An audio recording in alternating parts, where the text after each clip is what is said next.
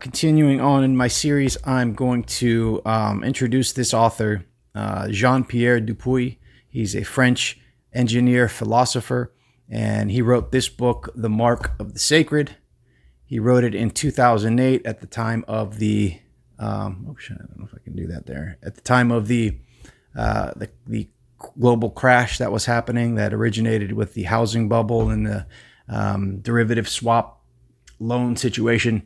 And he was writing in 2008. The book was published in France shortly thereafter, and then it was published in English for the first time in 2013. Not a lot of people are familiar with Jean-Pierre Dupuy, so I wanted to kind of do an introduction here. I read this book probably in 2015.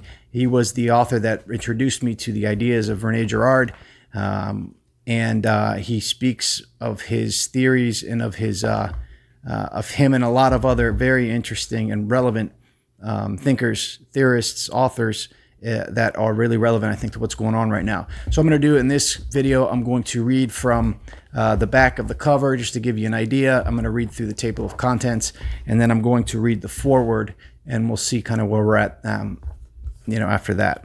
So here's a back of the cover quote. The Mark of the Sacred is one of those rare books that cannot simply be measured by academic standards because they themselves set new standards. A book which, in an enlightened, well-organized state, should be printed and freely distributed in all schools. And that was a quote from Slavoj Zizek. Another quote, this book explores the relation between violence and religion, but not so to endorse the common opinion that we can escape the first by abandoning the second. On the contrary, Dupuy argues that there is a dimension of religion and of the sacred which is inescapable even in a secular age. He challenges us to question the complacency of our received wisdom and forces us to re-examine some of our most cherished self-images of modern liberal democratic societies. That was from Charles Taylor. And now here is from the description of the book. Jean-Pierre Dupuy has long warned that modern society is on a path to self-destruction. In this book, he pleads for a subversion of the crisis from within, arguing that it is our lopsided view of religion and reason that has set us on this course. In denial of our sacred origins and hubristically convinced of the powers of human reason, we cease to know our own limits. Our disenchanted world leaves us defenseless against a headlong rush into the abyss of global warming, nuclear holocaust, and other catastrophes that loom on the horizon. Reviving the religious anthropology of Max Weber, Emile Durkheim, and Marcel Mauss in a dialogue with the work of René Girard, Dupuy shows that we must remember the world's sacredness in order to keep human violence in check. He tracks the sacred in the very fields where human reason considers itself most free from everything it judges irrational: science, technology, economics, political, and strategic thought. In making such claims, the Mark of the Sacred takes on religion, bashers, secularists, and fundamentalists all at once. Written by one of the deepest and most versatile thinkers of our time, it militates for a world where reason is no longer an enemy of faith. So the philosopher Jean-Pierre Dupuy holds professorships at the École Polytechnique, Paris, and Stanford University. At the École Polytechnique, he founded and directed the Applied Epistemological Research Center. He is a member of the French Academy of Technology. The book is published by Stanford University Press. So reading through the table of contents here, kind of give you an idea of what's happening. So I'm going to read the foreword. The foreword here is to the American edition. You can look up Jean-Pierre Dupuy on YouTube. He's got a few videos, some in French. He's got a pretty heavy French accent, but he has a couple of videos. Maybe I'll link to them in the description of this video here. We'll give you kind of an intro to him. So the first, the prologue is entitled "The Form of the Sacred." Subtitles are "From Archimedes to Munchausen," "Anatomy of a Global Panic," "When Satan Casts Out Satan." First chapter is Imagining the End, a Personal Journey. Subsections are Starting at Catastrophe, Apocalypse Now, Illich and Girard, The Education of a Prophet of Doom. Second chapter is Science, a Theology of Spirit Itself, a theology of spite of itself, in spite of itself, sorry. Subsections are the purported neutrality of science, the theological scientific problem, why we need the future, when technologies converge beyond the obsession with risk, the matrix of the transhumanists, and the responsibility of science. Third chapter is religion, natural versus supernatural. Subsections are looking in the wrong place, religion as collective effervescence, sacrifice and murder, sacrificial thought and the confusion of categories, religion and morality, scapegoats and sacrificial victims, the false promise of salvation by morality. Chapter 4 is entitled Rationality and Ritual, the Babylon Lottery. Subsections are chance as a solution to the theological political problem, reason and the right of election, the lottery in America, what political philosophy can learn from anthropology. Chapter 5 is entitled Justice and Resentment, Corruption of the Best. Subsections are justice is not reducible to logic, social inequality and humiliation, what economics can learn from anthropology and political philosophy. Chapter 6 is entitled The Nuclear Menace, a New Sacrament for Humanity. Subsections are From Bin Laden to Hiroshima, Theoretician of an Atomic Age, The Impotence of Deterrence, and the End of Hatred and Resentment. And then there's an epilogue, which is entitled Variations on Vertigo. Subsections are Self-References, On Madeline's Mode of Existence, Catastrophe in Time, The Object of Desire, The Sense of the Past, and Alcmena's Paradox.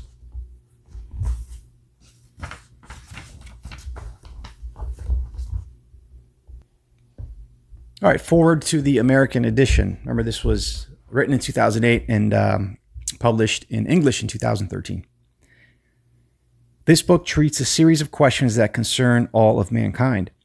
To what do we owe our faculty of reason, that power of thought in which we take so much pride, in which philosophers since Aristotle have considered to be uniquely human? Is rationality equally distributed among all peoples? Was it inborn in us from the beginnings of our existence on earth, or did it first blossom only with the invention of two things for which the Western world is pleased to take credit, democracy and philosophy? Did it, in either case, subsequently achieve its fullest flowering as a consequence of modern advances in science and technology? If it did, must we say that instrumental rationality, the ability to relate ends and means that is peculiar to Homo economics, represents the unsurpassable culmination of human reason? Or is it merely a degraded and inadequate facsimile? Whether reason is innate or acquired, we know that it can be lost individually and collectively. But what does this tell us about the nature of reason? Not only the murderous rages, the genocides, and the Holocaust, but also the folly that leads humanity to destroy the conditions necessary to its survival.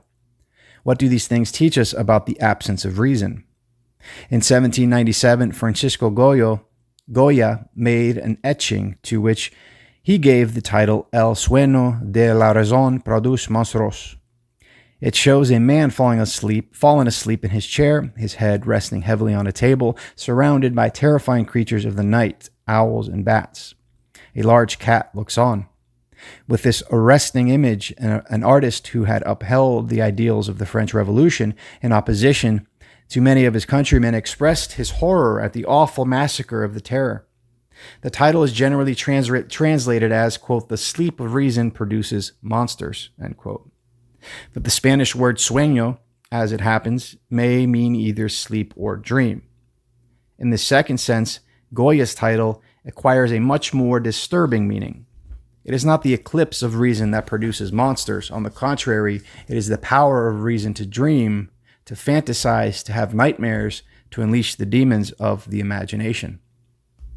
To all these questions, there is a simple reply, or at least a reply that is simply stated. Reason, like all human institutions, has its source in religion. It is the same answer one finds in the French tradition of social science inaugurated by Emile Durkheim and Marcel Mauss. Durkheim, in his great work, The Elementary Form of Religious Life, congratulated himself on having established that, quote, the fundamental categories of thought and therefore science have religious origins, end quote. As a result, he concluded, quote, it can be said that nearly all great social institutions are derived from religion, end quote. If Durkheim was right, as I believe he was, the adventures and misadventures of human reason will make no sense to us unless we examine them in light of his discovery. Even though the topics I discuss in this book are of universal importance, the conclusions I draw cannot help but arouse sharply differing reactions among many readers, depending in large part on the place of religion in public life that they are accustomed to regard as proper. In the Western world, probably no two countries are separated by a greater distance with regard to the place reserved for religion than the United States and France. As Alexis de Tocqueville was perhaps the first to point out when he traveled through America in the 1830s. The gap between them is hardly smaller today than it was in Tocqueville's time. It may be well, then, to say a few words on the outset in hope of preventing at least the grossest misunderstandings. France is proud to describe itself as a secular country. It is telling that the meaning of the phrase pays lac cannot easily be conveyed in English. Secularism in French does not signify the neutrality of the state as it does in America. The doctrine of neutrality of the state due to classical liberalism assumes that the state is incompetent to decide what constitutes the good life, and therefore cannot take sides between competing conceptions. In France, by contrast, secularism is understood to be fundamentally anti-liberal and perfectionist, a perfectionist concept. On this view, the state has both the authority to say what the good life consists and the right to command obedience to its will in the public sphere. It is here that the problem of religion makes itself felt most acutely. The Republican tradition in France makes conformity to reason the sole qualification for taking part in public life. Condorcet expressed the idea beautifully, quote, "Generous friends of equality, of liberty, unite to demand from your governors an education that will make reason the property of the people," end quote. Thus, the ideal of the French Revolution, rationality as the highest public virtue. Now, to the French secular mind, religious faith of every kind seems profoundly irrational. Religion and its visible signs, therefore, have no legitimate place in the public sphere in France, where education is obligatory and free of charge for all. The thought of a president of the Republic taking the oath of office on a Bible is unimaginable. Were the president to conclude his inaugural address with the words, "God save France," there would be rioting in the streets. When the nation's currency was the French franc, the idea that banknotes might bear the legend "In God We Trust" would have been simply inconceivable. These commonplaces of American political culture are deeply shocking to my fellow citoyens, no less shocking than the recent French law prohibiting the display of emblems of religious affiliation in schools, whether the Islamic veil, the Jewish skullcap, or Christian crucifix is greater than a certain size, seems to many of my American friends. For someone like myself who loves both countries, this mutual incomprehension is disheartening. Tocqueville was forcibly struck above all by the religious faith of the American people. Having come to America to study democracy, he came afterward to think that the former was the necessary condition of the latter. As he so memorably put it, quote, "I doubt whether any man can endure at one and the same time complete religious independence and complete political freedom. And I am led to believe that if a man is without faith, he must serve another. And if he is free, he must believe." End quote. Some of the most eminent political philosophers in France today have strongly criticized Tocqueville on this point. The true spirit of a democracy, they say, was there to be found in his own country, post-revolutionary France. A democratic society is not one that is in harmony with its basic principles, as American theorists such as John Rawls have mentioned. Just the opposite is true. It is one in which these principles are perpetually called into question, a social and political regime marked by conflict and division over the very values on which it is founded. Indeed, it is of the essence of democracy that such questioning should be constant and open-ended. In Tocqueville's time, France was torn between those who favored democracy and those who opposed it. This very tension, it is said, worked to strengthen democracy. French political thought today, or at least its most secular element, therefore concludes it is futile to suppose, as Tocqueville did, that religion can erect a durable barrier against the subversive influences that erode the foundations it has given itself.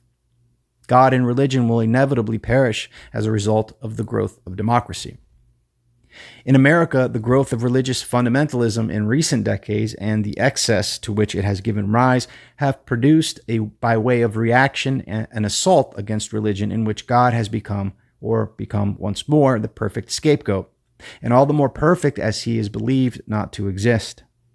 The titles of bestsellers that line the shelves of American bookstores, The God Delusion, God is Not Great, The End of Faith, Breaking the Spell, do not deal in nuance. Together, they amount to a declaration of war against the religious foundations of American democracy. It is tempting to imagine that the secular crusade of the French left and the anti-religious crusade of the American left are somehow similar, and yet they have nothing in common. Few books by religion bashers in England and America are translated into French. The ones that are sell poorly, and their ideas have no resonance whatever in the quarrels over secularism that regularly enliven French political debate. There are two reasons for this. The first is that scholars and intellectuals in France have a hard time taking seriously what they consider to be the work of mere pamphleteers, whose outstanding characteristics are, on the one hand, a lack of culture, and on the other, a weakness for arguments that they rely on biological theories of evolution and research in the cognitive sciences. But this is nothing new. Attempts to reduce social phenomenon and symbolic dimension of human existence to purely natural causes have never gotten a warm welcome in France. The second reason has to do with the history and sociology of religion, which it must be admitted is not the strong point of the new atheists in England and America. One often has the impression that they take particular delight in making Christianity out to be no less irrational than any other religion, and therefore one more reason for dismissing religion in all its forms. French thinkers from Durkheim onward, by contrast, deepening an insight famously associated with Max Weber, have argued that secularization, what Weber called the disenchantment of the world, was a paradoxical consequence of the spread of Christian faith that, in its turn, prepared the way for the flourishing of economic rationality. Indeed, it is not uncommon today to hear Christianity described as, quote, the religion of the end of religion, end quote. The blindness of the new atheists to the fundamentally distinctive nature of Christianity is taken in France to disqualify them from taking part in the debate about the nature of religion and its future. I mention all these here in order to remind my American readers that one can hardly write a book on the religious origins of human reason without taking into account the settled prejudices of one's own audience. Nevertheless, in the pages that follow, I touch only in passing on the questions that are primarily of interest to historians and sociologists of religion. I concentrate on a different set of questions, philosophical questions which are logically prior to the ones that concern historians and sociologists. I begin by considering a notion that lay at the heart of the religious anthropology when it was still recognized as a discipline in its own right, namely the sacred. I do not dispute the vagueness of this concept, nor do I try to give an exhaustive account for what it involves. Instead, I characterize its formal properties and go on to show that human reason preserves the mark of its origins in the sacred, however much it may regret this fact. I then take up in turn several related kinds of rationality in which the mark of the sacred may be plainly seen in science, politics, economics, and strategic thought. Along the way, I develop three lines of argument. First, that the Judeo-Christian tradition cannot be identified with the sacred, since it is responsible for the ongoing desacralization or disenchantment of the world that epitomizes modernity. Second, that desacralization threatens to leave us defenseless against our own violence by unchaining technology so that unlimitedness begins little by little to replace limitedness, self-limitation. Third, the greatest paradox of all, that in order to preserve the power of self-limitation, without which no human society can sustain itself and survive, we are obliged to rely on our own freedom.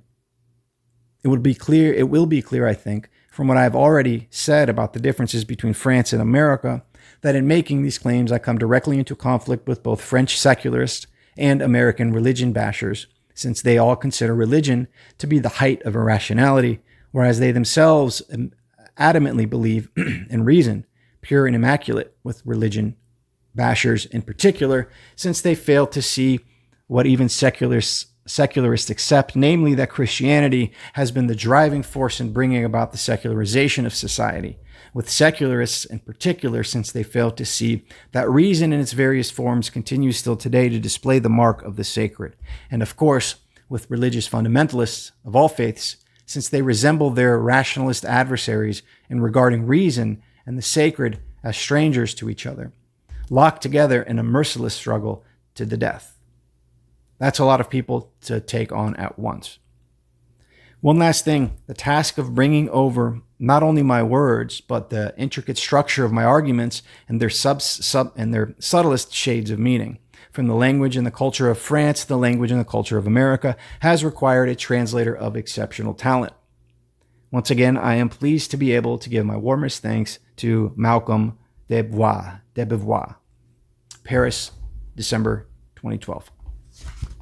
Thanks for listening.